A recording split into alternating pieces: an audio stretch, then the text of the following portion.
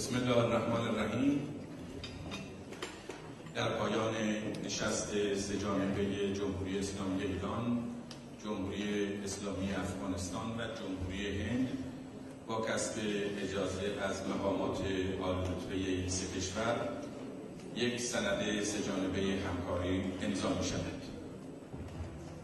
Ladies and gentlemen, by the permission of the honorable high-ranking authorities of the Islamic Republic of Iran, the Islamic Republic of Afghanistan, and the Republic of India, we are going to start the signing ceremony of the transnational agreements.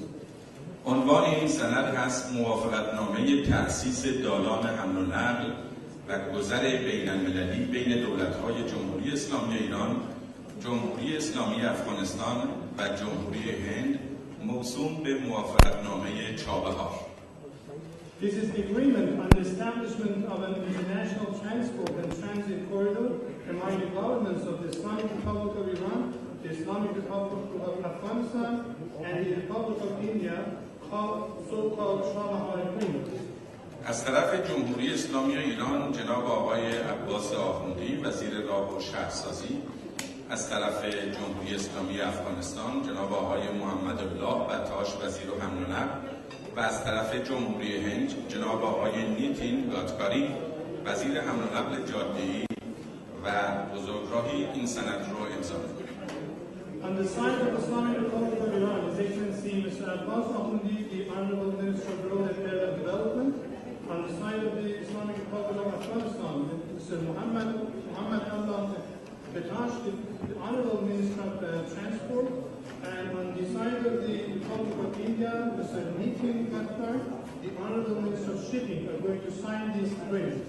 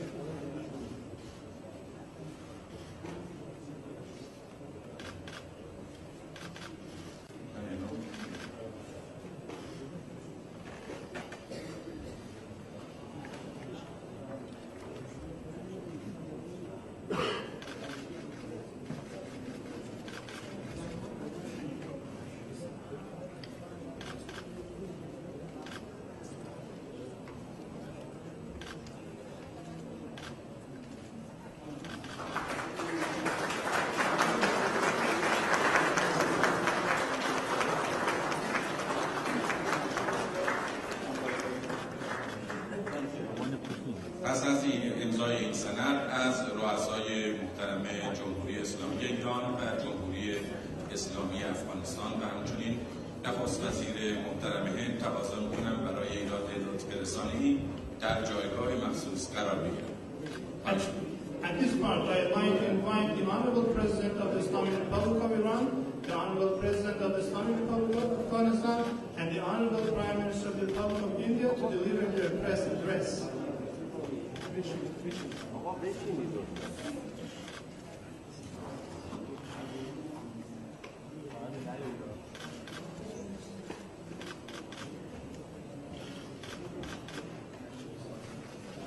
بسم الله الرحمن الرحیم.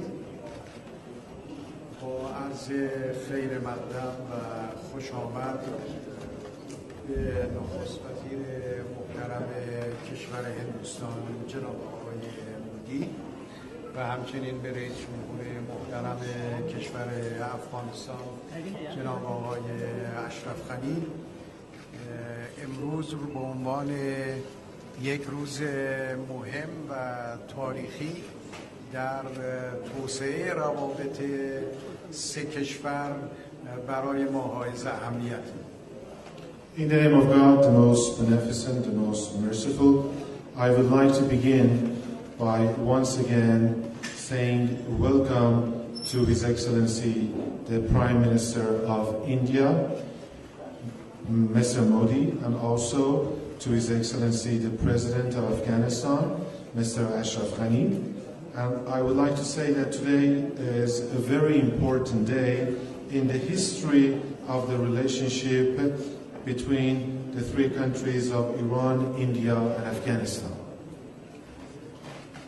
امروز از طرف تهران، دهلی و کابل این پیام برای منطقه و جهان که راه پیشرفت کشورهای منطقه در سایه همکاری مشترک و استفاده از فرصت‌های منطقه‌ای است. Today, Tehran, Delhi, and Kabul give this message to the region that the path of progress of the countries of the region goes through cooperation and utilization of regional opportunities. البته نماد این همکاری کلمه چابهاره که بهاری است برای هر سه کشور. Of course, the symbol of such cooperation is Chabahar, and Bahar means a spring, and it is a spring for the three of us. و ما در سایه سرمایه گذاری و فعالیت مشترک در چابهار میتونیم کشور هندوستان رو در یک مسیری مطمئن به افغانستان، کشورهای آسیای میانه و قفقاز متصل کنیم. With our joint investments in Chabahar, we can connect India through a reliable route to Afghanistan and also to those countries in Central Asia and even to CIS countries. بنابراین از طریق موافقتنامه و سندی که امروز به امضا رسید، پیامی برای همه کارآفرینان در سه کشور و کشورهای منطقه است که میتونن بر مبنای دالان جدید بین‌المللی برنامه‌های آینده خودشون رو تنظیم بکنن. So, thanks to the agreement and the document that is going to be signed today, the business people and entrepreneurs of our countries and other countries in my region can now count on a new international corridor. سند امروز تنها یک سند اقتصادی نیست، بلکه یک سند سیاسی، یک سند منطقه‌ای است و پیام این سند آن است که کشورهای منطقه باید از فرصت‌های منطقه‌ای برای توسعه و تقویت کل منطقه استفاده کنند. Today's document is not just an economic document. It is actually a political document and a regional one. And the message of this document is that the countries of this region need to utilize the opportunities provided by the region in order to develop and also expand upon the regional cooperation. در این توافق سه جانبه فضا برای حضور کشورهای دیگر و فعالیت کشورهای دیگر باز هست و می توانند کشورهای دیگر هم به این سند همکاری در آینده ملحق بشند. There is also room in this trilateral agreement for other countries and for the activities of other countries. And in the near future, other countries can join this document of cooperation as well. تصمیم امروز و توافق امروز بر علیه هیچ کشوری نخواهد بود و اونچه فعالیت سه کشور هست به نفع کل منطقه و به ویژه به نفع صلح و ثبات منطقه خواهد بود. Today's agreement is not going to be against any other country. Our joint activities are going to be useful and beneficial to the whole region and will contribute positively to the peace and stability in this region. در جلسه‌ای که پیش از امضای سند بین رهبران سه کشور برگزار شد، تصمیم بر این شد که هر کشوری وزیری رو مسئول برای ادامه کار قرار بده. وزیر راه و شهرسازی از طرف ایران اعلام میشه. جناب آقای مودی هم وزیر راه و حمل و نقل رو به عنوان مسئول این کار اعلام کردن. جناب آقای اشرف غنی هم قرار شد به زودی وزیر مربوطه رو اعلام بکنن که این سه وزیر به طور منظم با هم جلسات مشترکی داشته باشن، پیشرفت کار رو بررسی بکنن و گزارشات لازم را به سران سه کشور اعلام بکنن. In the meeting that we just had with the participation of the leaders of our three countries, we made the decision that each of us will name a minister to follow up on the progress made in this project. And on our side, from the Iranian side, I have named our Minister for Road and Urban Development for this matter, His Excellency Mr. Modi, named the Indian Minister for Roads and Transportation for this, and Mr. Ashraf Ghani, His Excellency, is going to soon announce his minister. And these three ministers will meet regularly with each other, and they will review the progress made in this project and come back to us with their progress reports. امروز روز سوم خرداد که برای مردم ایران روز تاریخی و مبارکی از پیش بوده، میتونه سوم خرداد همچنین روز همکاری سه کشور و روز چابهار اعلام شد. Today is the 3rd of Khordad on the Iranian calendar, and this is a very important day for Iranians. And from now on, it is going to be even more important because today is going to mark the day of cooperation between the three of us, Iran, India, and Afghanistan. And from now on, this day can be called the day of Chabahar.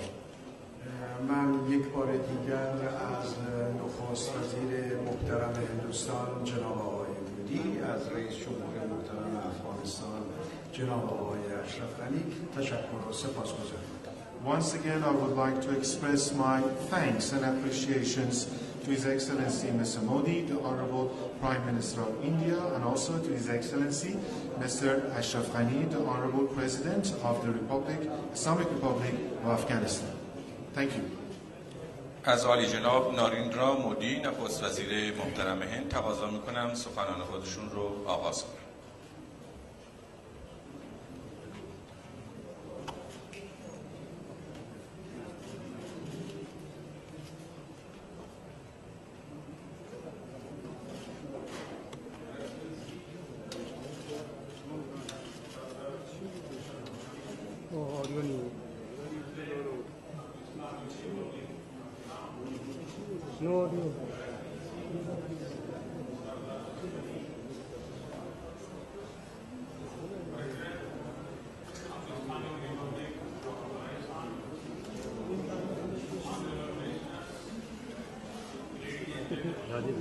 عالی جناب دکتر حسن روحانی رئیس جمهور جمهوری اسلامی ایران، عالی جناب دکتر اشرف غنی رئیس جمهور جمهوری اسلامی افغانستان، وزیران محترم، خانم‌ها و آقایان،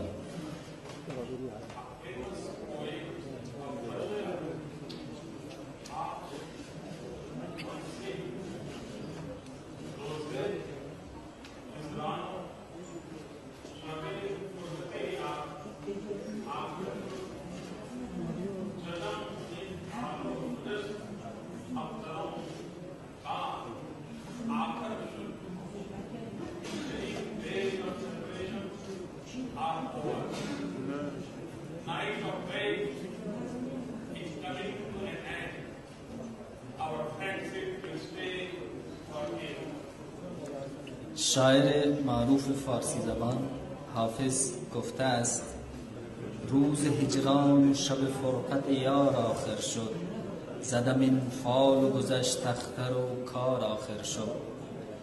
یعنی روزهای جدایی به پایان رسیده است و شبهای انتظار هم همینطور و دوستی ما برای همیشه ادامه پیدا خواهد کرد.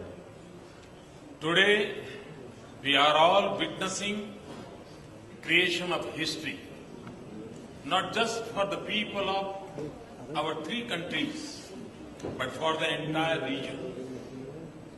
امروز همه ما شاهد رقم خوردن تاریخ هستیم، نه تنها برای مردم سه کشور خودمون بلکه برای تمام منطقه. To build bonds of connectivity is the most basic of human urges. برقراری پیوند و ارتباط از نیازهای بسیار اساسی بشر است. Today we seek to fulfill it. امروز ما برانیم که این نیاز را برآورده سازیم. We are grateful to Excellency Rouhani for hosting this unique event.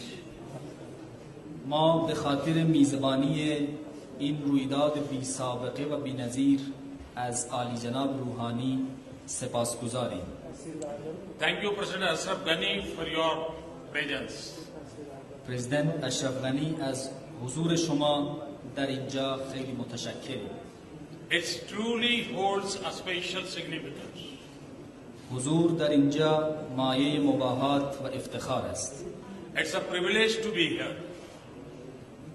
حضور در اینجا مایه مباهات و افتخار برای این جانب است. Excellency Rouhani, President Ghani, and I have just had detailed discussions on a range of issues. عالی جناب روحانی، پرزیدنت غنی و این جانب همکنون در مورد مسائل مختلف مفصلاً به بحث و گفتگو پرداخته ایم. The agenda for economic engagement is a clear priority for us. برنامه مشارکت اقتصادی به وضوح از ترجیحات ماست. We stand together in unity for our purpose. ما به دلیل یک هدف مشترک در کنار هم می‌ایستیم. To carve out new routes for peace and prosperity is our common goal. ایجاد راه‌های جدید امن و رسیدن به موفقیت هدف مشترک ماست. We want to link with the world, ما می‌خواهیم با جهان اتصال پیدا کنیم. but better connectivity among ourselves is also our priority. اما رسیدن به اتصال بهتر در بین خودمون نیز از ترجیحات ماست. Excellencies, Iran, Afghanistan and India are deeply aware of the richness and reality of our ancient links. عالی جنابان، ایران، افغانستان و هند به حد کافی و به طور کامل از غنا و واقعیت راه‌های وسیع کننده بازگانی خود آگاه‌اند. Through centuries, art and culture, ideas and knowledge, language and traditions have formed a common bond between us. از قرنها پیش هنر و فرهنگ، افکار و اندیشه ها، دانش، زبان و آداب و رسوم ما را به هم گره زده است.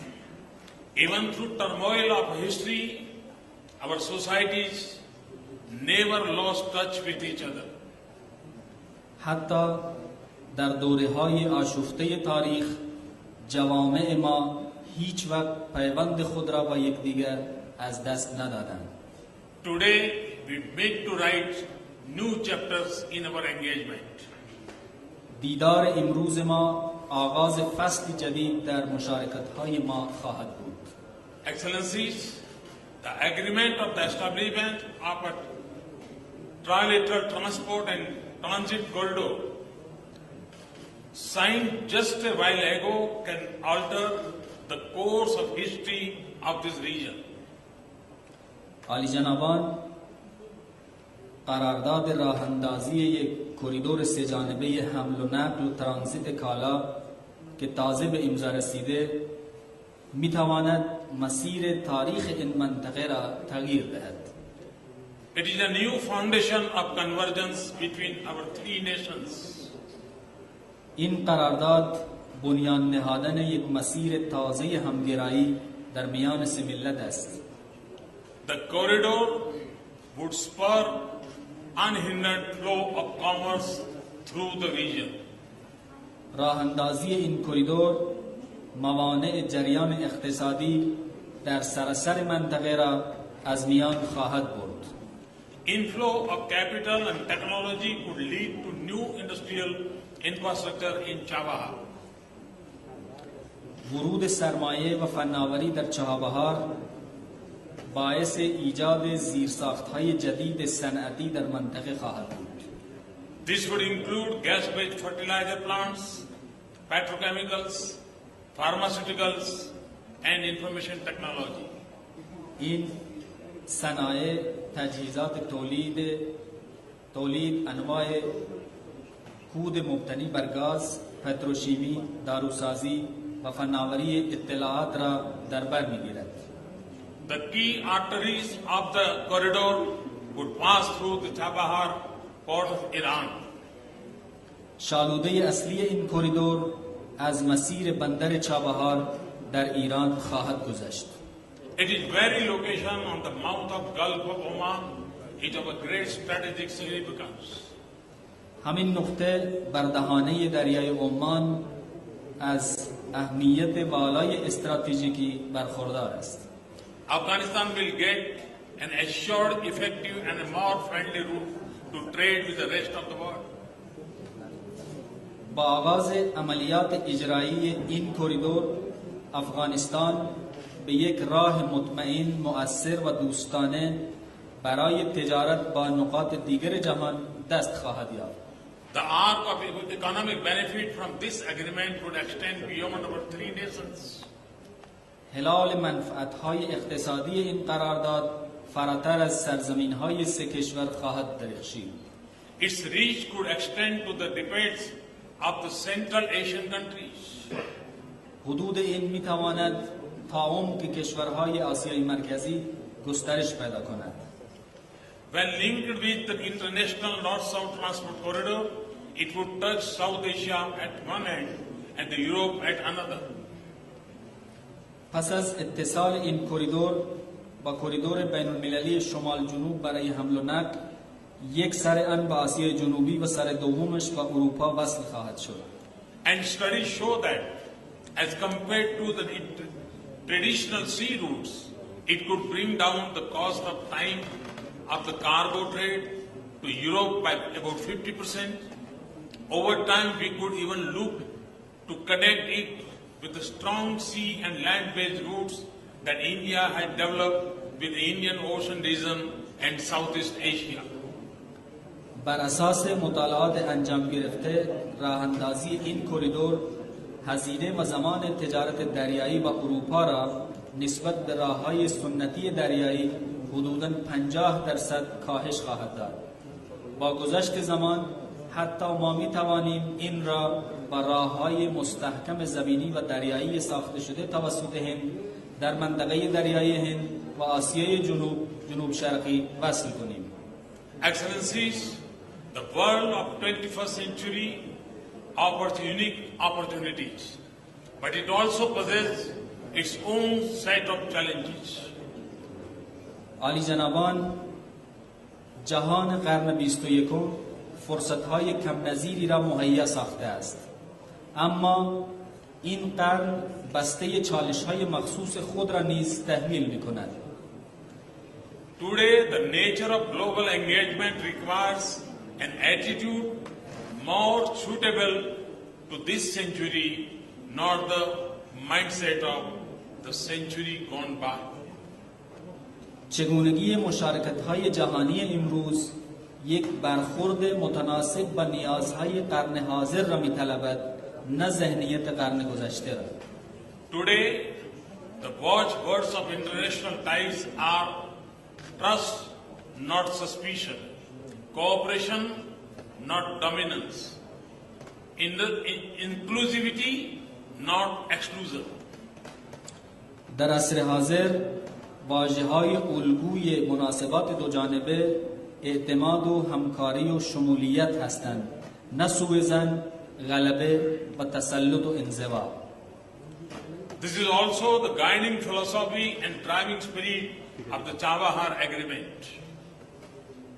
برای قرارداد چابهار نیز همین عناصر و عوامل فلسفه راهنما و روح محرک هستند. This will be a corridor of peace and prosperity for our people. این برای مردم ما یک کریدور امن و موفقیت خواهد بود. Motives of economic growth and empowerment would drive it. منشأهای پیشرفت اقتصادی و اختیاردهی باعث پیشبرد این خواهد بود. It would break barriers among our nations and encourage new benchmarks of people-to-people contacts. همچنین این قراردادها موانع موجود در بین کشورهای ما را برطرف نموده و روابط مردم با مردم را تشویق و پایه‌گذاری خواهد کرد.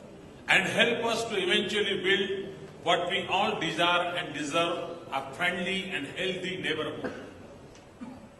و به ما کمک خواهد کرد که سرانجام به چیزی که نیاز داریم و سزاوار آن هستیم، یعنی همسایگی دوستانه و مفید، دستیابی پیدا کنیم.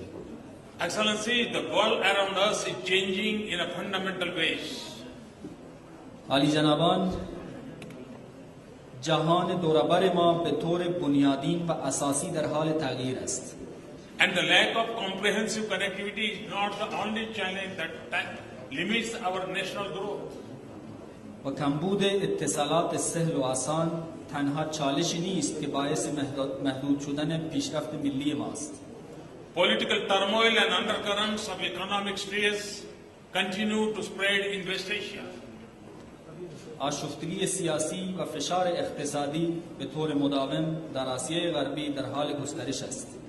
In the Indo-Pacific, rise a mix of political competition and economic opportunities is putting pressure on the existing Asian order.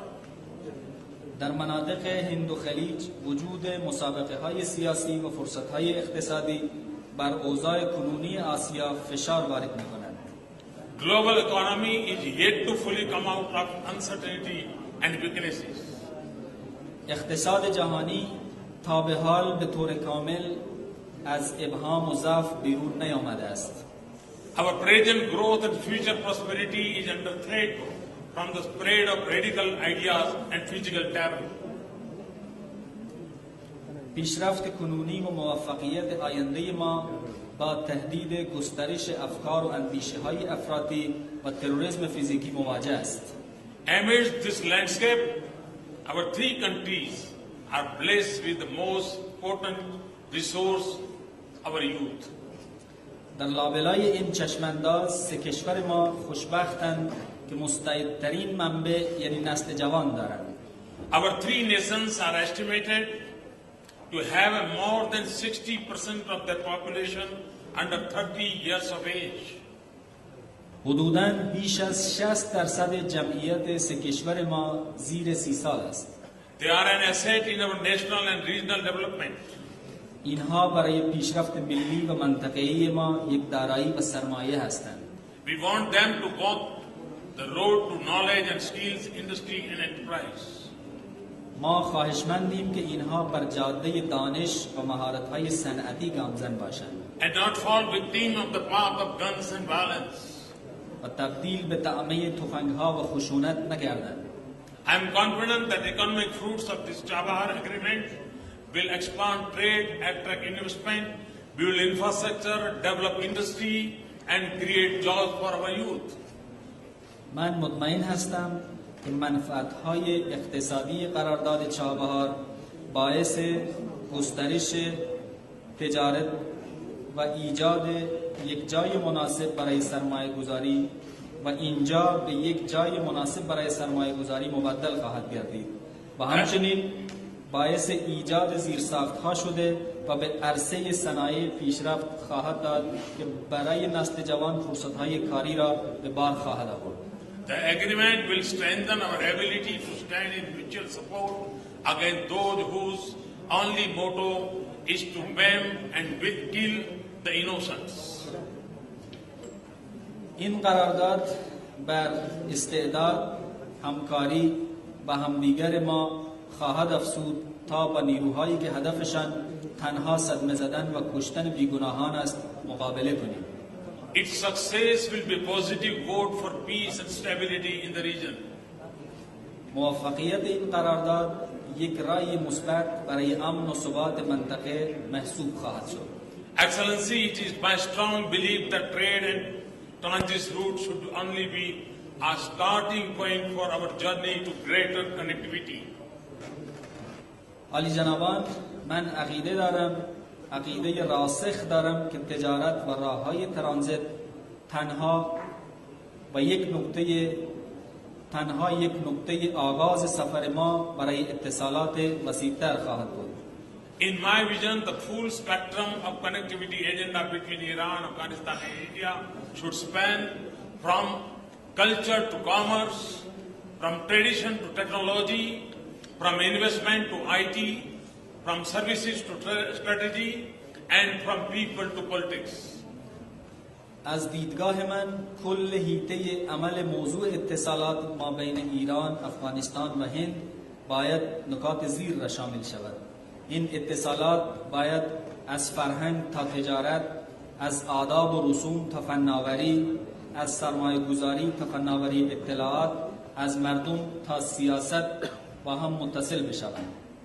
In a way, it is a place to realize the imperative of better connectivity. به نحوی این یک تعهد است برای درک ضرورت و نیاز اتصالات بهتر. Establish peace and create stability. برای ایجاد امن و برقرار کردن ثبات. Build economic prosperity and engineer new trade ties. برای رسیدن به موفقیت اقتصادی و شکل‌دهی مناسبات جدید تجاری.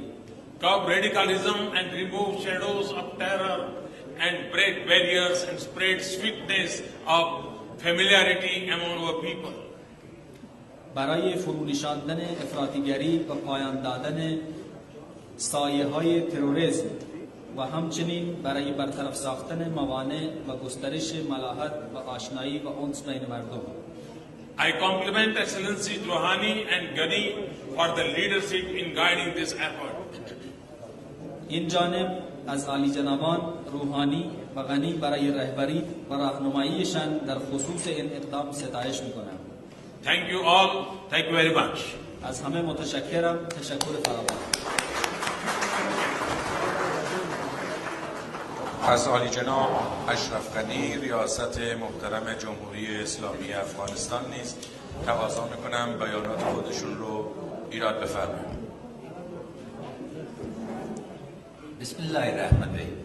جناب روحانی، جناب مودی، در قدم اول مراتب امتنان از پذیرایی مثل خوب شما به نمایندگی ملت و دولت افغانستان تشکر از اینکه مهمانداری بزرگ انجام دادیم و این جلسه را در تهران گرفتیم. از تشکر از جناب مودی از روز اولی که ما بحث مناسبات خود شروع کردیم چهاربهار یک سمبول شد و امروز و حرف را که بار اول در کتمندو شروع کردیم و نتیجه رسید و از تعهد شما، دیدگاه شما و پیگیری شما ابراز می‌کنم. In the name of Allah, the most compassionate, the most merciful, Mr. President Rouhani, Mr. Prime Minister Modi, at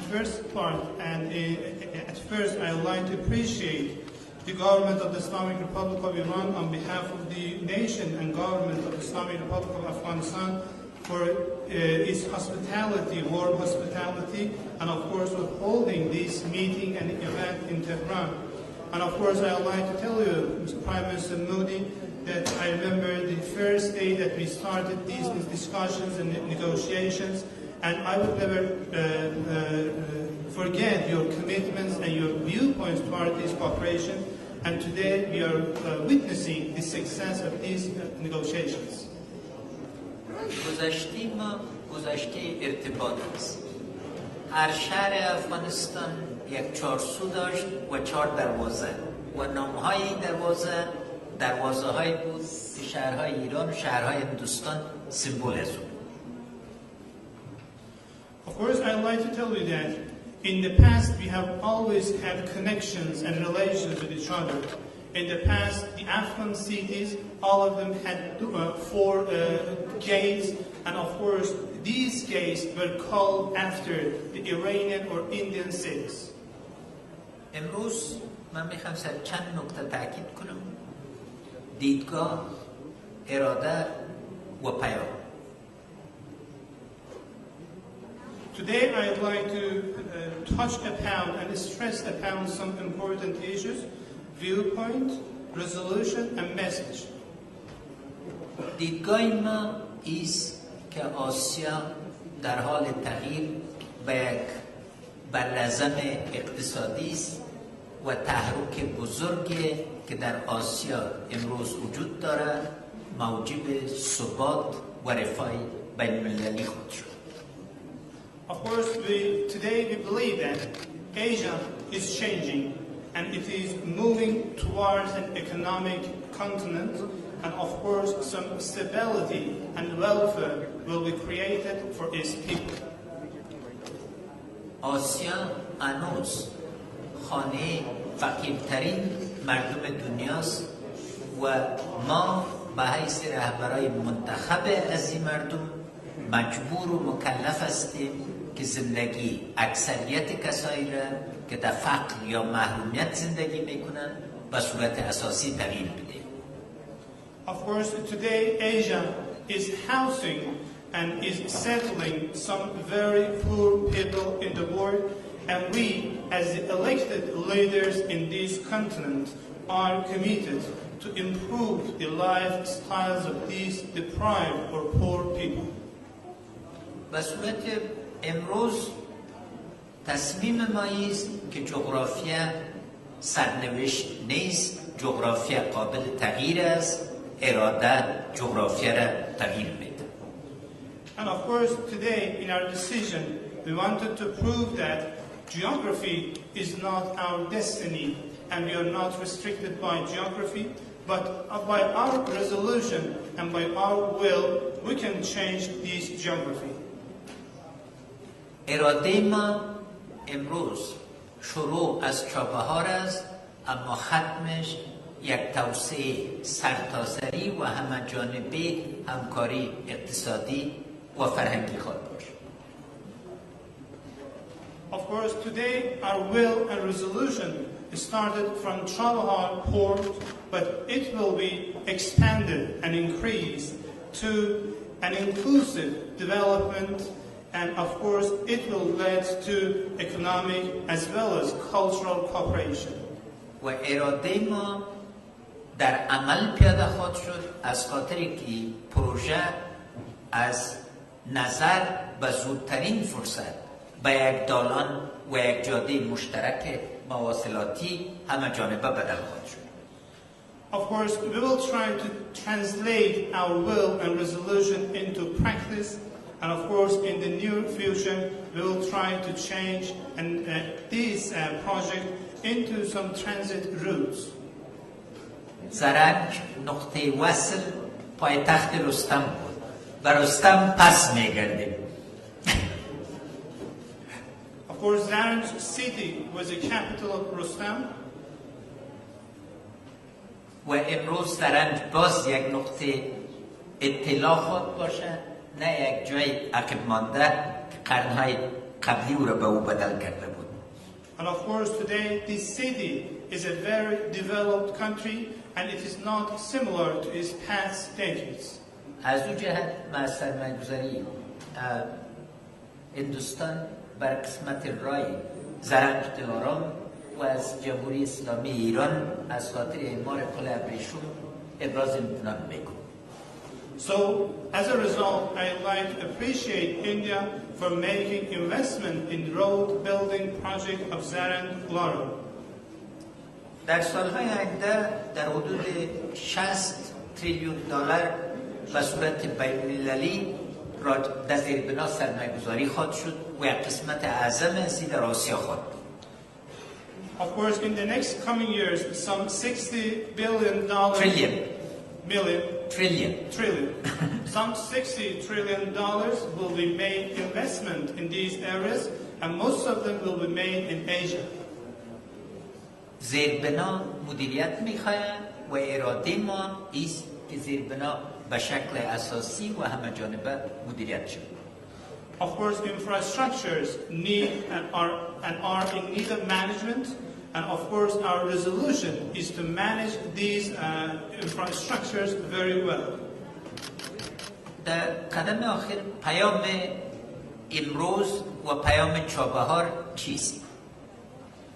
In conclusion, I would like to talk about our today's message and Chabahar message. اول ملت افغانستان از ملت دولت هندوستان و ایران ابراز امتنان میکنند که بر ثبات آینده افغانستان باورمند هستیم. Of course, first of all, I would like to express the assurances of the Afghan nation and government to the nations and governments of the Islamic Republic of Iran and the Republic of India that there will be security and stability in this country. No, that I thank them because they believe that Afghanistan is going to be stable and they are wagering on our stability, not on our destruction. بعضی مردم در منطقه صادراتشان تروریسم است، صادرات ما سه مملکت امید، باورمندی و همکاری است. Of course, there are some nations in this region who are exporting terrorism, but at the current time we are exporting hope, we are exporting wisdom, and we are exporting cooperation and collaboration. در عین حال پیام ما است که تمام منطقه در این همکاری مشترک و در وصل بودن سهیم بوده میتونه. And of course today our message is that all the region will be a part and will be engaged in this kind of cooperation. آسیای مرکزی، اروپا، چین همه شامل این دیدگاه و اراده مشترک بوده میتونه. Of course, the Central Asian countries, European countries, as well as China, are engaged and will be engaged in this kind of cooperation. و همچنین روسیه نقطه دیگه است که جزء از این دیدگاه و یک همکار خوب اقتصادی با ما بوده میتونه. And of course, Russia, within this kind of perspective and viewpoint, it would be another partner and engagement to this kind of cooperation. And of course, Russia is one of our best economic partners. پیام ما به جوانای ما است که آینده ما آینده همکاری اقتصادی، آینده درک مشترک و آینده مدیریت فنی و تکنیکی است. Of course, our message to our young generation is that our future is the future of economic cooperation, common and joint and mutual understanding, as well as technical management. باز هم جناب روحانی، جناب مودی از دیدگاه مشترک، اراده مشترک و پیام مشترک ما ابراز امتنان می‌کنیم. Once again, President Rouhani, Prime Minister Modi, I would like to appreciate you for our mutual and joint viewpoints, our joint resolution and will, and our mutual message. 100 سال بعد از امروز امید است که مورخین از این بحث یک نقطه عطف استقبال کنند و این روز شروع همکاری منطقه‌ای و اقدامات مشترک برای صلح، ثبات و رفاه همه جانبه تلقی کنند. تشکر. I hope that in the next coming 100 years, after 100 years, the historians will remember this day as a turning point in the history, and of course, they will consider it as the beginning of regional cooperation in order to bring peace, stability, and welfare to this region. Thank you very much.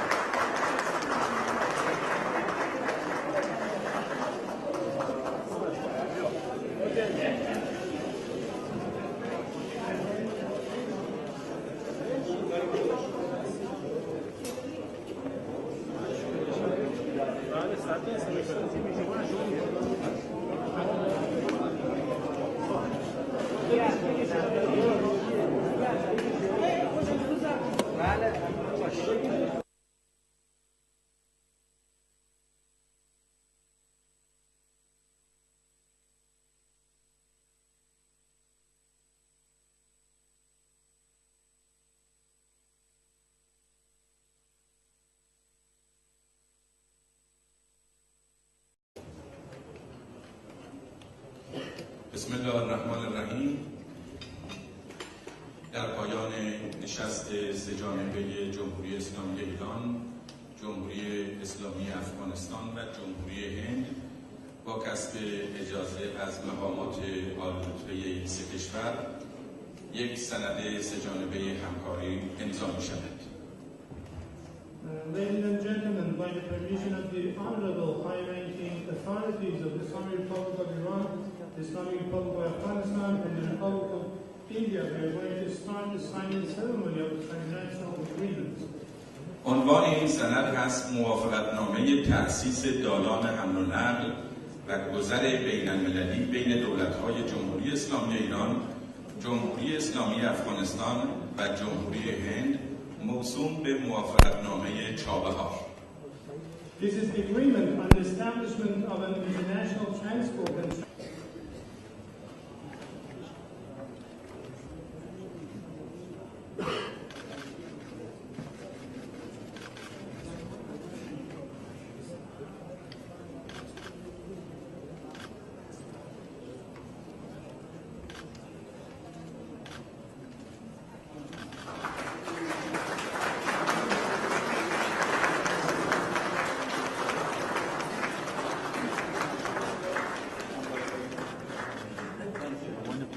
پس از امضای این سند از رؤسای محترم جمهوری اسلامی ایران و جمهوری اسلامی افغانستان و همچنین نخست وزیر محترم هند تقاضا می‌کنم برای ایراد رسانه‌ای در جایگاه مخصوص قرار بگیرد.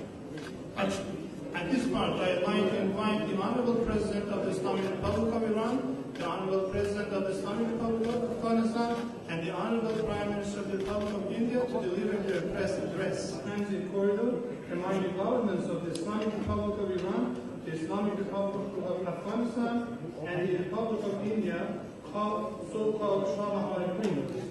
از طرف جمهوری اسلامی ایران جناب آقای عباس آخوندی وزیر راه و شهرسازی، از طرف جمهوری اسلامی افغانستان جناب آقای محمد الله بطاش وزیر حمل و نقل و از طرف جمهوری هند جناب آقای نیتین گادکاری وزیر حمل و نقل جاده‌ای و بزرگراهی این سند رو امضا می‌کنیم.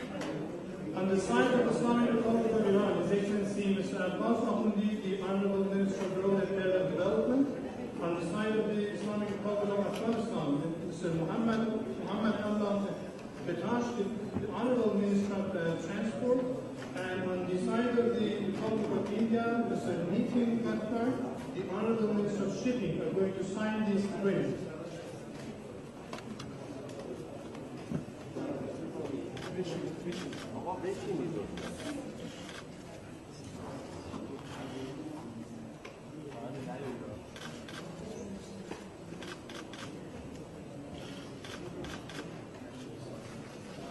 بسم الله الرحمن الرحیم. با عرض خیر مقدم و خوش آمد به نخست وزیر محترم کشور هندوستان جناب آقای مودی و همچنین به رئیس جمهور محترم کشور افغانستان جناب آقای اشرف غنی. امروز به عنوان یک روز مهم و تاریخی در توسعه روابط سه کشور برای ما حائز اهمیت. In the name of God, the most beneficent, the most merciful, I would like to begin